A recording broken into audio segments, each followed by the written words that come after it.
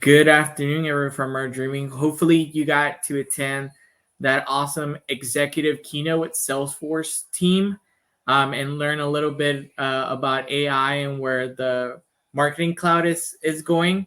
But today, we're going to continue that trend talking about marketing cloud, and we're going to be joined today by Jacob Hayes from Silverline, and he's going to share his topic on exploring data cloud for marketing, architecture, and orchestration. So with that being said, make sure you throw any questions you have in the chat, use your Q&A, and give Jacob your undivided attention. I'll see you later. Take it away, Jacob. Thanks, Marcos.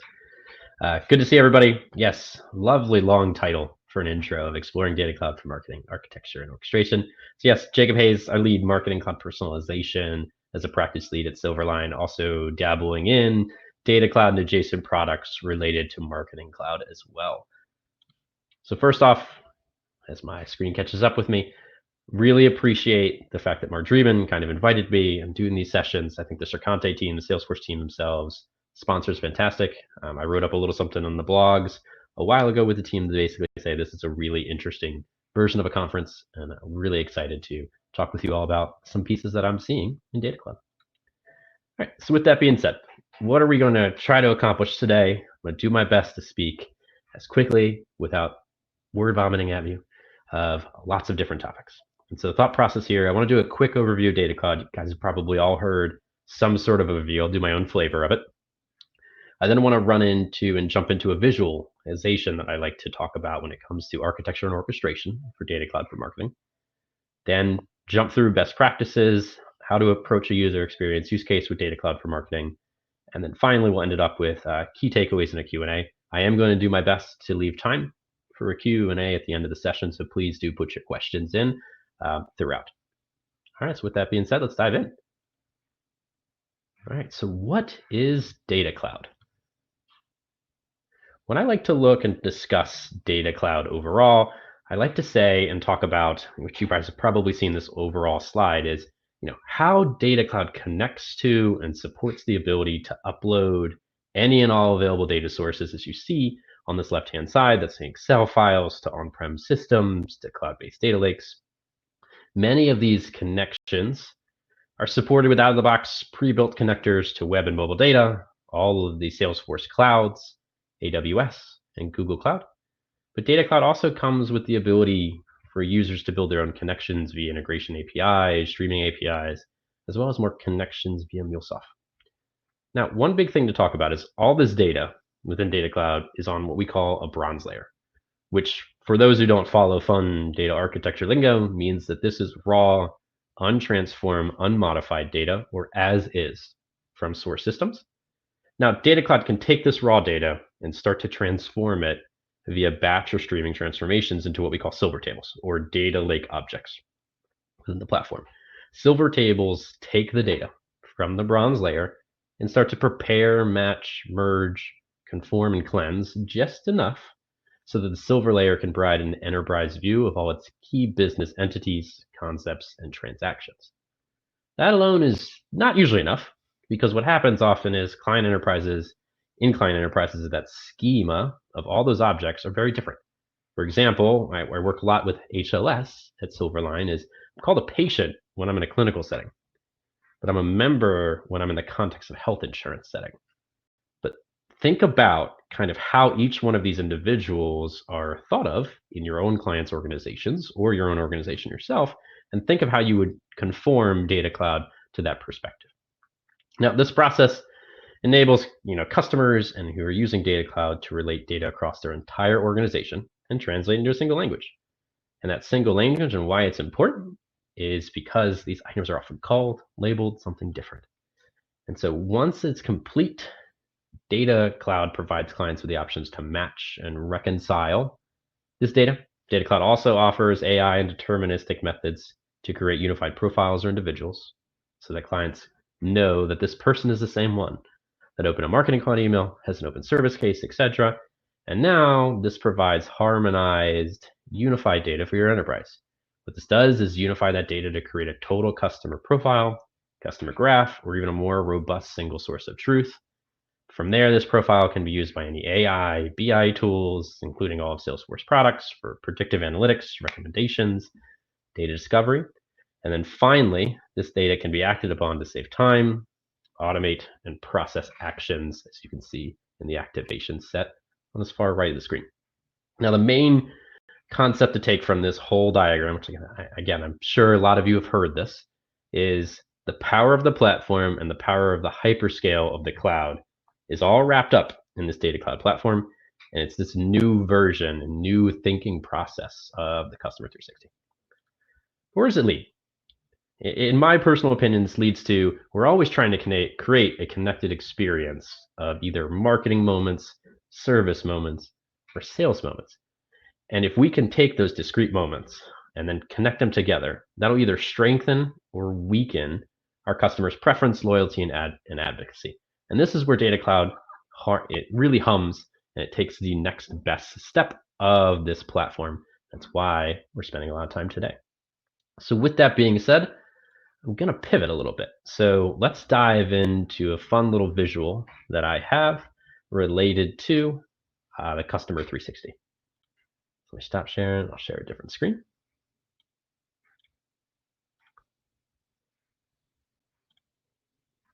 All right. So hopefully everyone can see my screen. When I look at Data Cloud for marketing, specifically with architecture and orchestration, I'm really going to cover these subsequent visuals and the viewpoints in these two sections. These are my personal opinion of how we should be focusing and looking through the Customer 360 lens. And that Customer 360 lens looks at both sales, service, or what we call Salesforce Core, Marketing Cloud Engagement, which used to be just Marketing Cloud Personalization, which is formerly known as Interaction Studio, Data Cloud, Marketing Cloud Intelligence, which is formerly Datorama.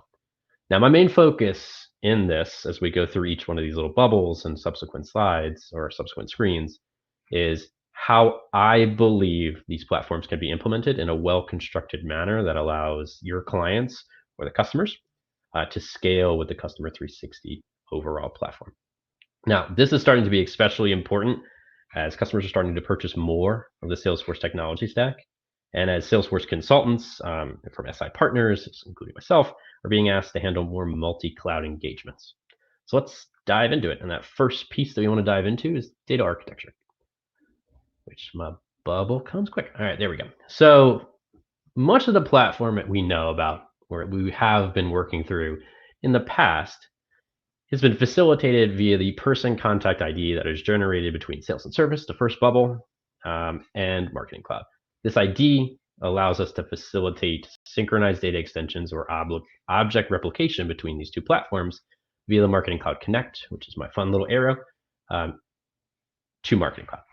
This allows functionality to be brought back from sales and service to Marketing Cloud, for example, suppression of journeys, they have an active case, or from Marketing Cloud to sales and service to provide agents with engagement data on their specific records. In the past, we used to really stress how critical it was to stand up sales or service so the person contact data is flowing through and these individuals are assigned the correct person contact IDs.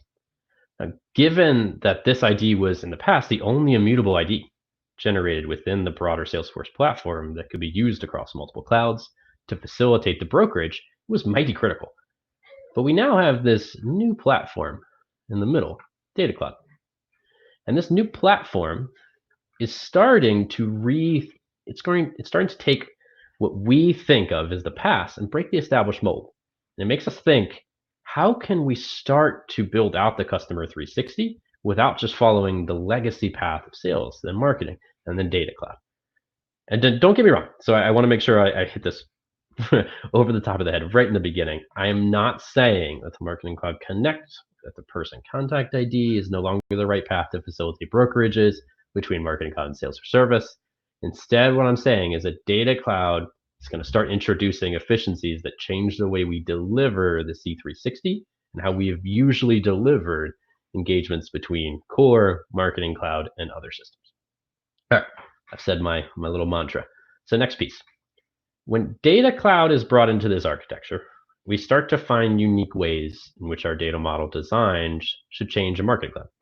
If you haven't seen earlier sessions throughout Margib, and I don't remember who the exact speakers were, but they talked about the Salesforce Consent Management Framework And if you don't know a little bit about that, go learn that today. That party model and specifically the individual and consent objects are critical to future success with Data Cloud plus sales or service plus Marketing Cloud when they're all combined. Now, I'm not going to cover those party models in more detail. That could be its own 45-minute session. So let's just go back into Data Cloud to open up. Let's go back into Data Cloud to see where this is opening up some interesting data avenues for clients. So as I look at Data Cloud and you can see the bubble and these things connecting together, there was a really interesting analogy I heard last year from Derek Ellis, a director at Salesforce and a Data Cloud success architect. When he presented on Data Cloud, it really stuck in my mind. He used the term Data Cloud is like a Rosetta Stone for marketer insight. Loved it. Really, we're trying to translate all these different data models and source applications from either external sources, sales or service, from Marketing Cloud, and source these fragments of consumer data our clients have in their own common fragments, and we harmonize them into a single data model, that CIM model within Data Cloud. That then allows us to create extrapolations on top of that new standardized model, get better insights, and discover trends. So when we talk about Data Cloud and then we introduce Marketing Cloud personalization as well, we're really talking about two different types of problems we're looking to solve. We're starting to say Data Cloud itself is a system of insights. We're trying to collect insights across different systems of record by capturing and harmonizing data, unifying that data, and then segmenting into specific consumer and customer segments. As you remember, going back to my slide decks a little bit ago, it's trying to get those marketing, sales, service moments to create that connected experience. Now, personalization, on the other hand, is designed around capturing real-time behavioral and engagement data. In the moment it occurs on a client's digital property or via digital marketing campaigns. Now, both of these platforms, when we look at Data Cloud and personalization, work in harmony to capture critical data about our clients, customers, and consumers, which allow them to have a complete view. Now, I do understand, and I'm not living in a bubble here, that some pieces of Data Cloud and Marketing Cloud personalization platform may start to seem similar.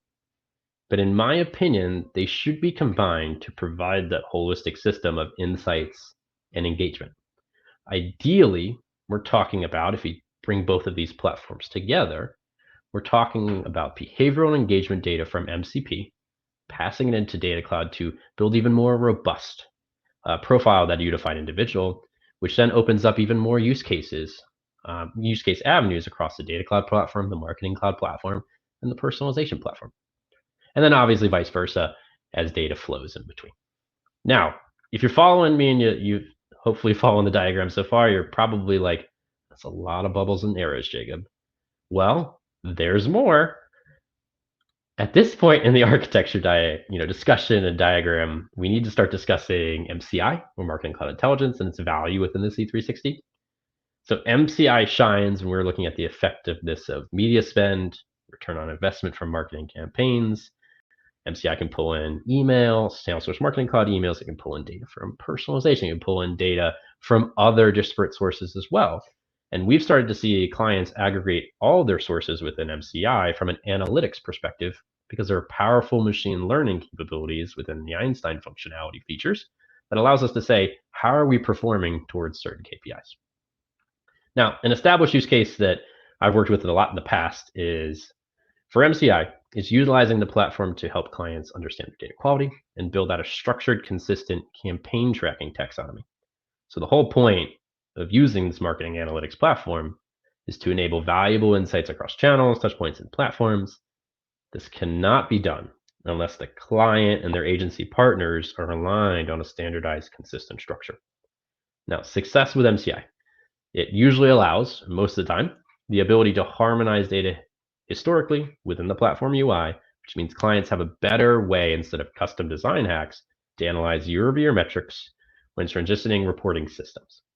All right, so you followed me so far. I've introduced more bubbles. I've introduced more arrows. Great. Let's ground ourselves on three main areas of this diagram before we go into an example campaign structure. So at the highest level, I'm trying to explain out, and this is my own little fun diagram design of the insights, the experience, and the engagement layers of how the C360 works together and how each one of these platforms can conform. Before I go into the little details about each one, I do want to make sure that everyone understands, like, this is the perfect state enterprise client who's buying everything. There are going to be plenty of opportunities where Data Cloud works with just sales or service, where Data Cloud just works with Marketing Cloud, etc., or there's no Data Cloud involved in the middle. But we like to think through and design out a solution that looks for the future state and building out a constructed future state model and design that allows us to scale with the platform. All right, so I said my little mantra there as well. Now, when we look at the insights layer, I look at this in three main ways: connect, prepare, and model. So the idea here is we're wrangling variety and volume of data in this layer between Data Cloud and its engagement and transactional data that's streaming from Salesforce Core. We're preparing it, so we're trying to structure, clean, transform it into variables that we can use for predictions, and then we're trying to model it out to say, how can we select only the data features required for a specific use case to develop predictive models. In that middle layer, or the experience layer, we're starting to say, what is the audience? So how are we planning and segmenting the customers for target activations based off Data Cloud data, or just how we've built out Marketing Cloud or personalization? Then how are we going to action? So how are we going to leverage AI automation to deliver personalized engagement? We want to be able to get to that one-to-one level, but if we can't get to a one-to-one level of communication, we want to at least be able to get to one-to-many. And then finally, the engagement layer. The engagement layer to me includes both the customer, the MCI. It probably could conform itself around, but I'm not that great at designing diagrams here. But what we're saying in the engagement layer is we're trying to deliver data-driven, personalized experiences that move beyond batch and blast. It hurts my soul when everyone says batch and blast, and into a more connected customer journey, with the goal, again, of optimization and intelligently updating campaigns to service customers' needs. All right, hopefully that makes sense so far. Yeah, and the architecture design for 360 is starting to get folks thinking a little bit more about that. Let's dive into segmentation and orchestration now. So I do want to walk through one specific example. So let's discuss this in the bubbles in the top. We'll move from left to right. As we think about engagement data for Marketing Cloud, it becomes important to understand the type of engagement data that our clients or your customers are using to show intent. For years we've used this idea of opening of emails themselves, but we also know that with the new Apple and Google privacy changes, the likelihood of relying on only open engagement is starting to go away. So we started to transition clients to think about, what are the intent metrics that people are doing? Filling out forms, clicking links, providing client additional information via progressive profiling, etc. All of which we store within Marketing Cloud Engagement, Marketing Cloud Personalization, or a combination, and pull into Data Cloud. We then use this data and insights to understand the customer engagement that has occurred, and it's extremely important when we build out a robust profile of an individual within Data Cloud. So the next two bubbles, this is engagement, the next two bubbles between service cloud data, which is case data, and propensity modeling, let's talk about it in this way. So for service data and sentiment data that comes through, as an example, like an app exchange partner like Medallia within Service Cloud, it's very important to understand how our clients are looking to interact with their customers. For this specific example, we could look at maybe the open case, or they don't have an open case, but we also look at examples such as a retention journey where the customer has a recent case within X number of days, which should cause us to potentially build out a different profile for that unified individual or segment within Data Cloud. On the propensity modeling front, hopefully this doesn't get too long-winded, but where we've seen it is most clients we are working with may or may not have some level of data science happening at the enterprise level. Now we commonly see Snowflake here, ideally built on top of AWS or GCP, Google Cloud Platform. We're also seeing Azure and Databricks in here to help with these propensity scoring. But as we think about propensity to buy or churn when looking at a retention journey, it's important that we understand how that value is being calculated from that source system or source systems, if it's possible, or at least the values that are being provided, so we can be more prescriptive as to how we would include them in a segment within Data Cloud. An example. For this one, I say propensity to buy greater than 8. That propensity to buy greater than 8, that could come from their specific data lake or warehouse. Again, this could go many different ways with a bubble. Final one, we're going to say maybe a point of sale system a customer database. Or that could be product telemetries, from another system. Again, put your own touch and view as you work with clients looking to go into Data Cloud. So this could go a couple different ways. This could be product telematics. So I say 2x per week of that user who's using the product. So from a manufacturing lens, that could be who's actively using the product 2 more times. If it's an automotive industry, that could be pulling telematics for a specific service, or even selling telematics as a service if the client has a B2B, side. So let's then touch on the kind of critical component with this source example is how much data would we be gathering from that point of sale system or any systems and bring it into Data Cloud. So be careful. We do not want to throw all and every one of our data points into Data Cloud if it doesn't meet a specific use case.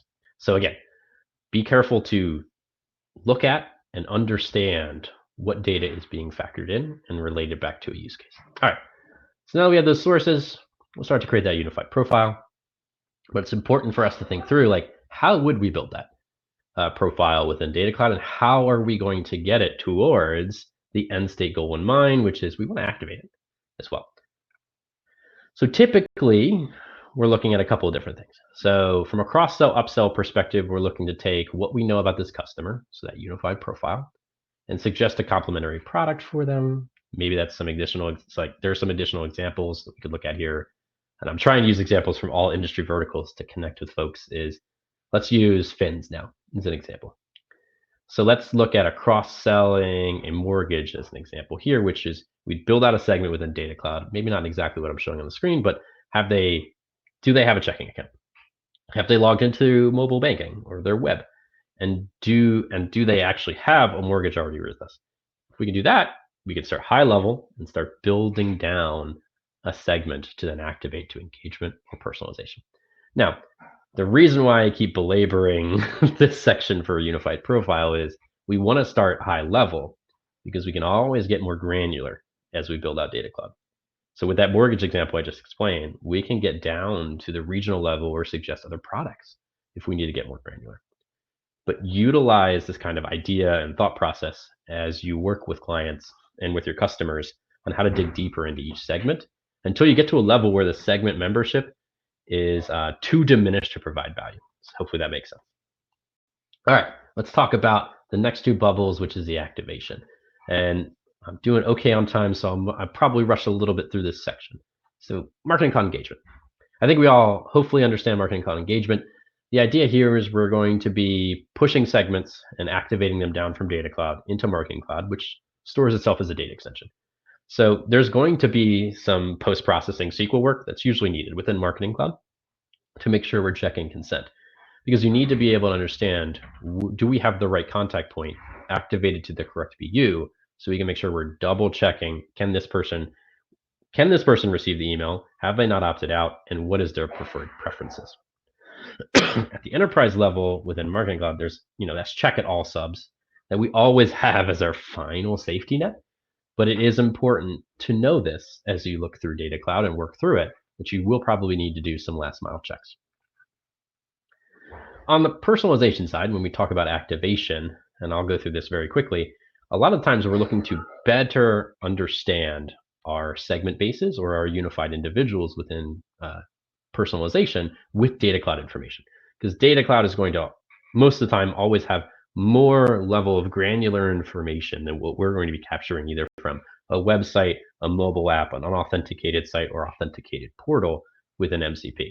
But if we can augment our segments within MCP from that robust data set in Data Cloud, you'll be able to get to that much more granular of a level of a one-to-one communication on web in real time. So then near the end of this, no campaign in modern marketing is effective unless we measure the effectiveness against the hypothesis and a meaningful KPI for your business. Now, it's vital to have your conversations very early in this process to clarify your objectives for these campaigns and the KPIs for the year that we can measure within this whole design.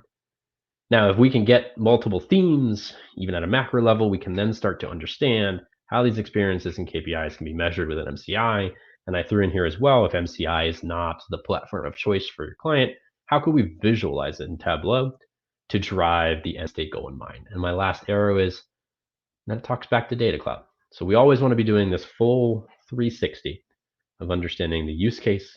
Are we meeting the need? And then how do we tweak, iterate, and design? All right, that's enough of bubbles and arrows from Jacob. Let's jump back to the slide deck.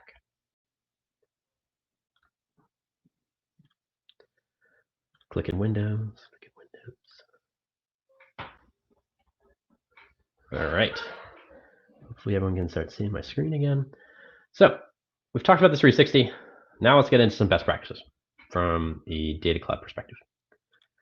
So one of the first things that I always like to talk about is begin with the end in mind. I think you've heard me explain it a couple times in the diagram and other areas of this presentation so far, is we want to be able to understand what are the pain points and the solutions that we're trying to get to from a client's perspective.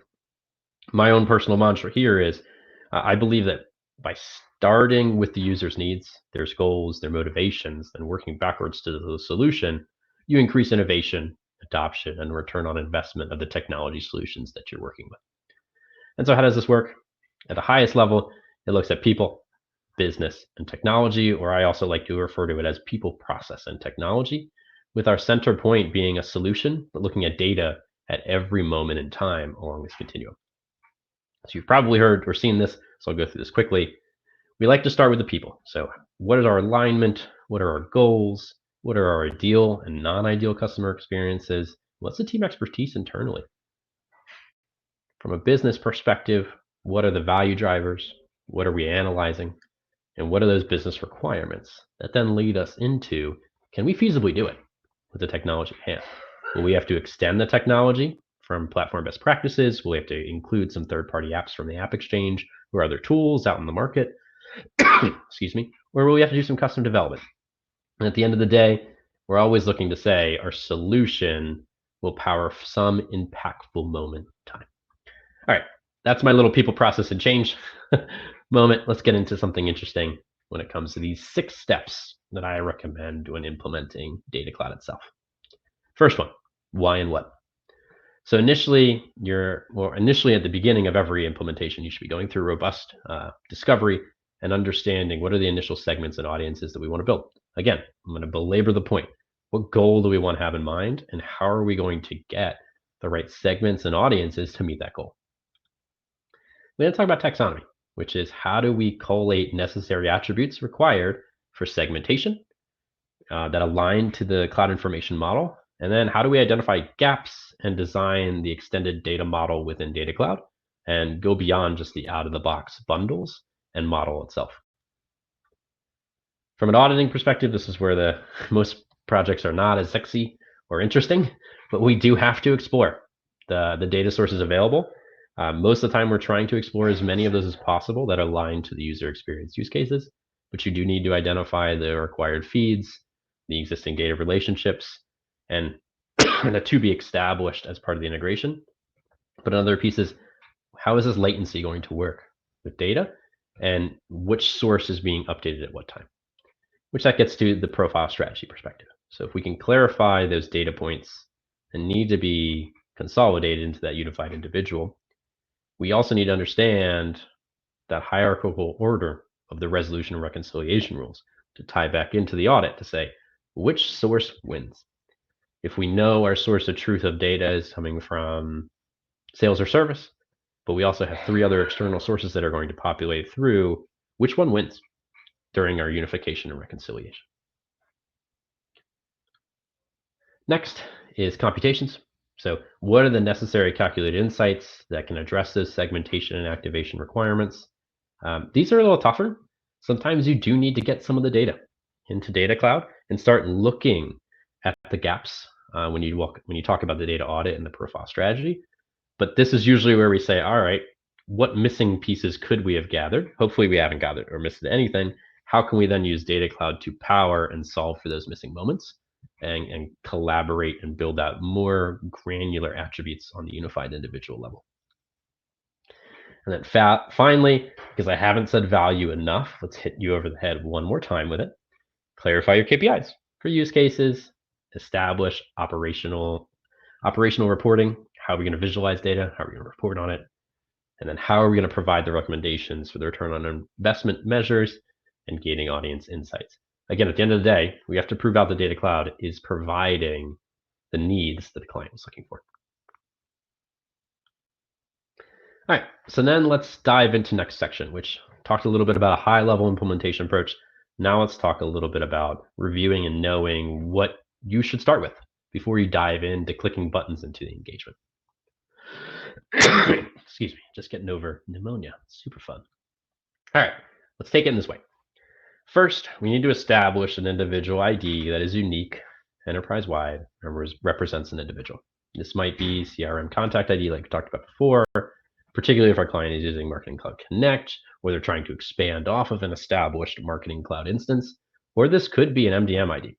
There is an interesting use case out there where MDMs are providing that golden record directly into Data Cloud, and Data Cloud is then actioning off of it, because MDMs are not built to action quickly.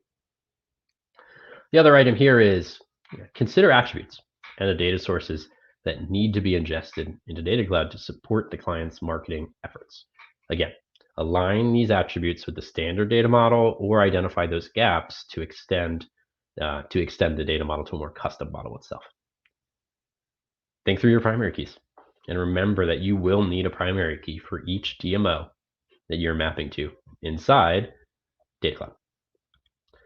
Identify formula fields for any transformation that will make Data Cloud easier for the client's marketers to use or help with standardization. It's good to know this before you start streaming data in to the platform. And then lastly, do not forget that there are required mappings that you'll need to do that are relating to identity resolution and activation. This means you will need to make sure that customer identifiers are mapped to the individual ID, party fields, and the contact point objects. But let's dive into that a little bit further in this next section. So this can be a confusing topic and could be its own session outside of what we talked about today. I explained that a little bit in the Adobe InDesign document earlier. Now, these items do sound semantically the same, but in fact, they're quite different in use. So we have two different ways the word party shows up in the platform. One is the word party as a field typically on the DMO, and that field is actually representing a relationship back to the individual that is managed to the Data Cloud relationship model. Example here could be the Marketing Cloud contact key. That is a party value that has a relationship back to the DMO itself. The second place you'll see party is in party identification. This is a separate standalone data model object and used primarily for identifying resolution purposes. This is a way for the Data Cloud platform to take a common, unique identifier that might exist in multiple systems and leverage it in our match rules. Now, remember, take time to learn how these fit into the Salesforce CIM model and your own client's model itself, and then how your clients could potentially leverage these objects within Data Cloud. All right, I think I've belabored a couple of implementation approaches. Let's get into approaching a user experience use case. So I have a 6-step method that we like to talk about when we say getting started with Data Cloud. Give me 1 second to drink. First piece we like to discuss, so again, hitting you over the head with these things multiple times, is start with that user experience use case. But think of these 3 bubbles as you're starting to discuss it. So I bolded the piece here, which is decide on key value drivers, but you also need to understand what is that experience. And if you look at a full customer journey map, where are the pain points that happen throughout a customer's experience with your brand or with the company that you're working with? And then how are you going to measure it? What data do you need? What sources? What attributes? Do you know which ones are going to be the source priority and most important? Well, it has to be cleansed and transformed before or during ingestion within Data Cloud. Very key point there.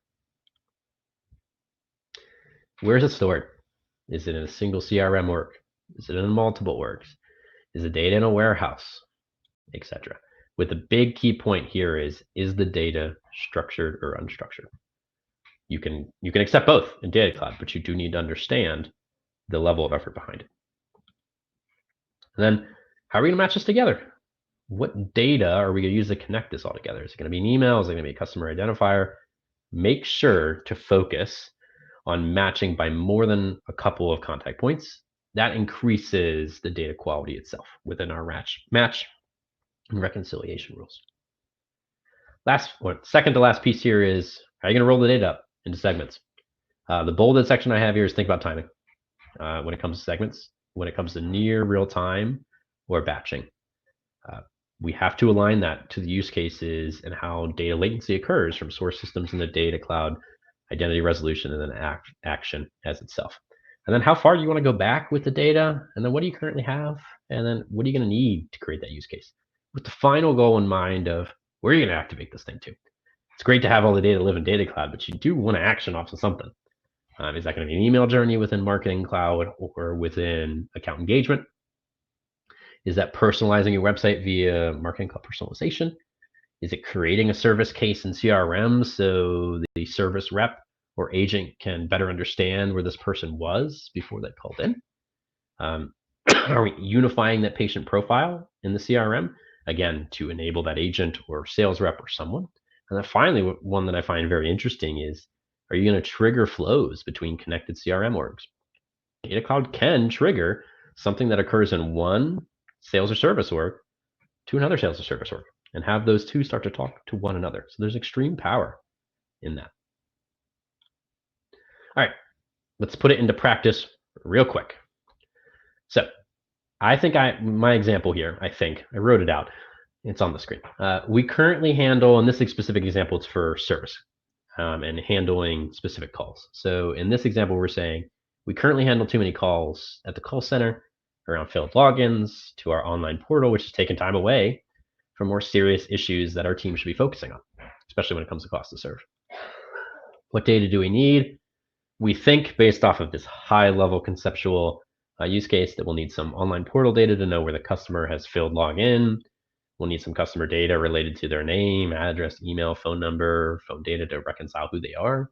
And we'll probably need some website data to understand if and when they were on our website, maybe on an FAQ, or we're trying to figure this out on their own. Then we start to say, where's the data stored? It's probably stored in maybe our online portal platform. Maybe it's going to be in some of our CRM instances, maybe one or multiple. And then potentially it's stored within Marketing Cloud Personalization platform if we have that available to us. We'll probably try to match it with email, phone, customer identifier, last name, online portal ID as an example. We'll need the date that they had their failed login. We'll need to know whether it was on a PC or mobile device, depending on how we can, troubleshoot and help them. And this way we can create that segment called failed login. And then let's activate it. So probably activate it from a digital campaigns perspective to a website pop-up, maybe to help deter, from a cost to serve perspective, push them to FAQ documents so they don't call into the call center. Maybe we'll do some email journeys, or an email journey that's actually sending out an email that says, need help logging in, or mobile text, depending on the preference of the end state individual and how they want to be communicated with. All right, so that's enough of Jacob's TED Talk for today. Let's take some key takeaways. I think my biggest one is don't be afraid to start. I don't know how else I can say that other than dive in. Let's start trying to design out and seeing what interesting use cases we can provide for our clients and for your customers. Do not underestimate the importance of user experience use cases and proper data discovery when discussing Data Cloud. I touched on the operational excellence for only one slide, but that could be its own session as well. Understand the people and process. Effective communication and coordination leads to success with any technology implementation. And then what I like to say is test and learn, which think about this as the beginner's mindset. Don't be afraid to rethink tribalized knowledge and tribalized processes that are occurring either in your customer or within your own organization. And then finally, be nimble. Plan for ongoing change and don't get caught in my favorite term, analysis paralysis. All right, so hopefully that all makes sense. I thank you all for this session. I'm going to go double check now into the Q&A. If anybody has any questions, please feel free to post them now, and I'd be more than happy to answer them. If not, I'm a little bit ahead of time, which is good. All right. Don't see anything in the Q&A at the moment. Don't see anything in this. I'll stay on just in case anybody has any other comments. But if not, I'm a great consultant. I gave you 5 minutes back and I was right on time. So I'll sit here. Feel free to ask any questions. If not, thank you again for your time. Appreciate you guys listening to what I had to say.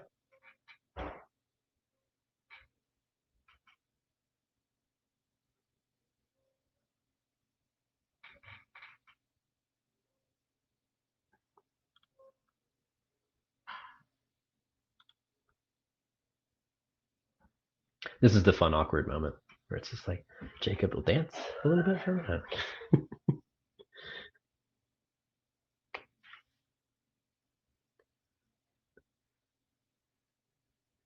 No problem. Thanks, Kathy. Thanks, Patricia. Thanks, everybody, for the quick little comments in the session Q&A. All right. I'm going to stay on for 1 more minute, and then I'm going to stop, and we'll leave stage. Awkward silence, my favorite thing ever, Carol. It's my favorite.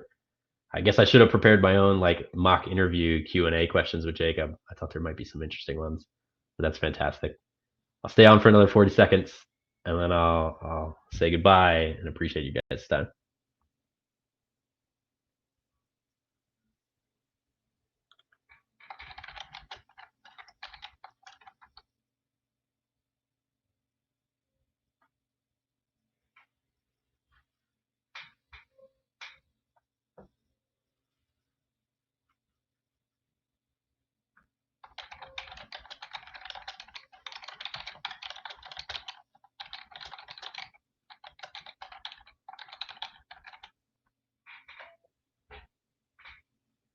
All right. Well, thanks again, everybody. Enjoy the rest of our dreaming, and feel free to reach out if you ever need anything on LinkedIn. Slides will be provided, and there's a couple of ways to communicate with me. Thanks again.